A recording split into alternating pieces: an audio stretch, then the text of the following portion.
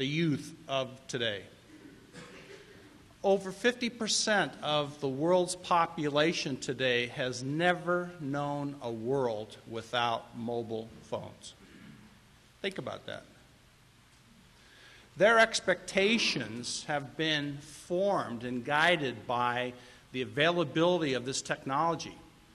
I'm sure those of you who have children, if you're like me, I turn to them as my IT support, right? To figure out how to program my new mobile device or navigate the new social media. But they certainly have a different set of expectations than we did, those of my generation, right? And a lot of that has to do with behaviors, the use of the new social media, the kind of always-on, instant access, this need to communicate. And that form of communication is largely coming from text and emails as opposed to voice. So is the network ready? It's a really good question. How do we get there? Is there a plan to get there? Well, the good news is, yes, there is a plan.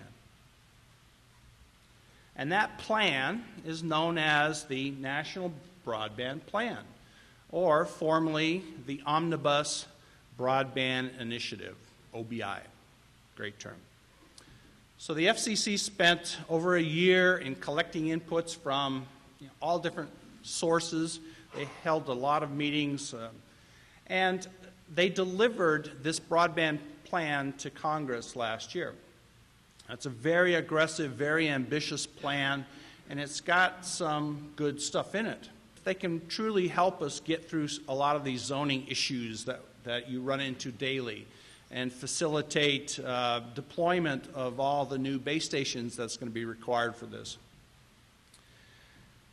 The FCC and their consultants have conservatively estimated that this new 300 meg spectrum is going to create a minimum of $120 billion worth of value.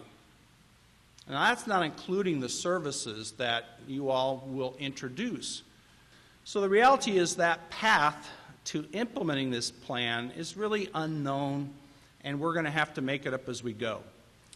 And as the early explorers realized, when they tried to navigate from the old world to the new world, right, there was a lot of uncharted territory here, and they weren't quite sure what they were going to encounter along the way. And I think we're in for a little bit of the same sort of experience as we figure out how to transition from where we are today to where we're going in terms of implementing this national broadband plan